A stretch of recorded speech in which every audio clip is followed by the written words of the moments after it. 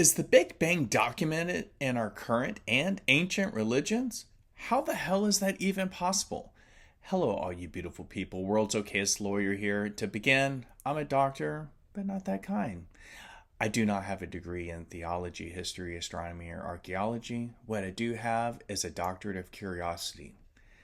Is the Big Bang Theory really an ancient religious text? I'll let you be the judge. But first, what is the Big Bang? The Big Bang Theory rests very strongly on Einstein's theory of general relativity, which combines with nuclear and particle physics and all the other physical laws to describe the contents of the universe. The theory is that 13.7 billion years ago, there was a singularity, a point of infinite density, and the universe emerging and very hot from that singularity. One of Stephen Hawking's theories states that time did not exist before the Big Bang explosion, and hence the concept of the beginning of the universe has no meaning. He believed that the universe has no original boundaries in space or time. In his book, The Grand Design, Hawking said, because there is a law such as gravity, the universe can and will create itself from nothing. Spontaneous creation is the reason there is something rather than nothing, why the universe exists, why we exist. An essay written by Neil Tyson deGrasse explained that shortly after the Second World War and shortly after the notion of a hot, explosive origin for the universe was proposed by the physicist George Gamow, the physicists Ralph Alpher and Robert Herman invoked simple principles of thermodynamics and particle physics to infer that the density of matter and energy of the universe must have been higher in the past, concluding that there should be a leftover signal from an earlier time when the ambient temperature of the universe was thousands of degrees.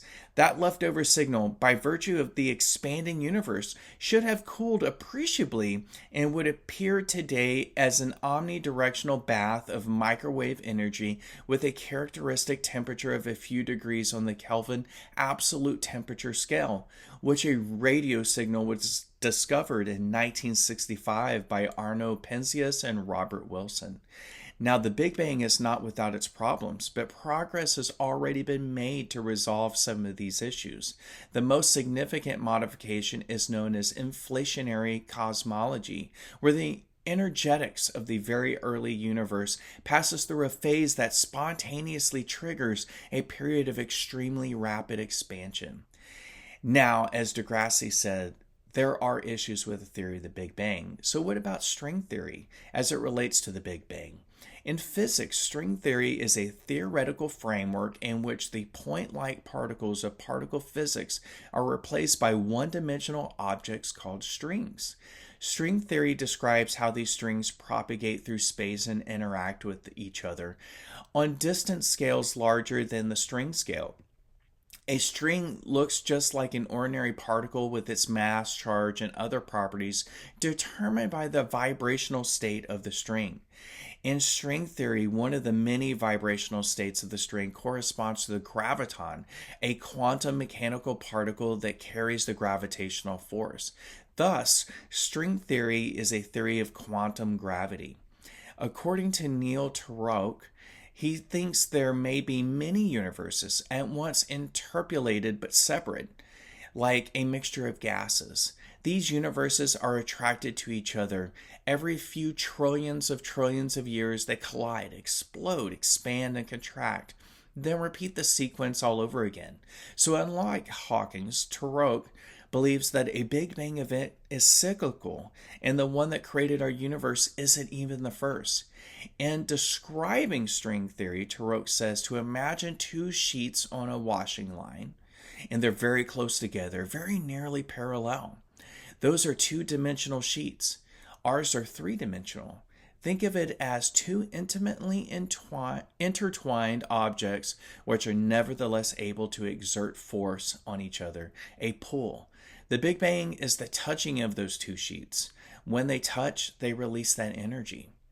So what about a creator, whether it be the God of your religion or intelligent design? Einstein suggested that there are two types of gods. one God is a personal God, the God that you pray to, the God that smites the Philistines, the God that walks on water. That's the first God. But there's another God, and that's the God of Spinoza. That's the God of beauty, harmony, simplicity. So I am a huge nerd, and this next guy I have been a fan of for over 20 years. But, and that, by the way, that person's name is Michio Kaku, who is also a string theorist, has spent decades trying to find the God equation, or the theory of everything. It began with Einstein trying to solve the beginnings of the universe. Part of the God equation includes theories related to antimatter, hyperspace, black holes, time travel, wormholes, and higher dimensions. Kaku's goal is to have a 1-inch equation where you can read the mind of God, but maybe not the one you're thinking of. When Kaku asserts that the goal of string field theory is to read the mind of God, it's important to remember he's talking about Einstein's God of order. To read the mind of God would be to find, again, that 1-inch equation that explains everything in the cosmos. Bearing in mind the continual game of leapfrog going on between math and physics, and that the latest leap is physics string theory, which requires a new type of math. Kaku mischievously suggests that the ultimate solution to the schism between physics and mathematicians could be that God is a mathematician. And he says the mind of God, the explanation of order, may turn out to be string field theory's cosmic music, the resonating of strings through 11-dimensional hyperspace.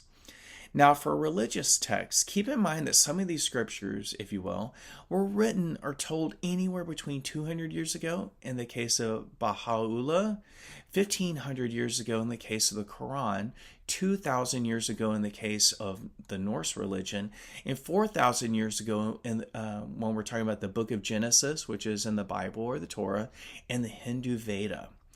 In the Tablet of Wisdom, or the Law Hikmat, written 1873 to 1874, Baha'u'llah states that which hath been in existence had existed before, but not in the form thou seest today. The world of existence came into being through the heat generated from the interaction between the active force and that which is its recipient. Again, that should remind you of the theory of general relativity when he's talking about that heat. In the Quran 21:30, it says, "Have those who disbelieve not considered that the heavens and the earth were a joint entity, and we separated them and made from water every living thing? Then will they not believe?" This may not in and of itself seem like the Big Bang, but Islamic scholars and scientists believe that the separation of the heavens and earth caused the Big Bang.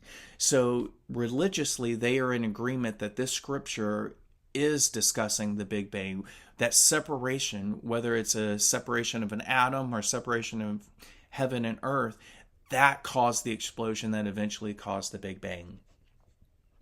In the Norse religion, it is said from Ymir's skull, the sons of Bor took the sparks and burning embers that were flying about after they had been blown out of Muspel and placed them in the midst of Gunungagap, to give light to heaven and above and earth beneath. This heat should again remind you of Einstein's theory of general relativity. In Genesis 1:1 through 3 says that God created the heavens and the earth. The earth was formless and empty. Then God said, "Let there be light," which seems to describe a sudden creation of light, or again, the Big Bang. The Nasadiya Sukta, the hymn of creation in the Rig Veda 10:129, mentions the world beginning from nothing through the power of heat. Again, the theory of general relativity. This was not non-existent nor existent. There was no realm of air, no sky above it. The view from the Hindu Puranas is that of an eternal universe cosmology in which time has absolute beginning, but rather is infinite and cyclic, which should remind you of Turok's idea that the Big Bang and universe is cyclical. These religious texts have not gone unnoticed by modern-day philosophers. The Kalam cosmological argument, written by William Lane Craig, is a modern formulation of the cosmological argument for the existence of God. The argument's key underpinning idea is the metaphysical impossibility of actual infinities and of a temporarily past infinite universe, traced by Craig to 11th century Persian Muslim scholastic philosopher Al Ghazali. The most prominent form of the logic behind the Kalam cosmological argument is 1. Everything that begins to exist has a cause. 2. The universe began to exist. 3. Therefore, the universe has a cause, thus Big Bang. Now, what this is called a logic pattern. And so, again, that's why it's written into those three. Even with law, we tend to look at it that way as well, and including having a logic exam on the LSAT to even gain entry into law school.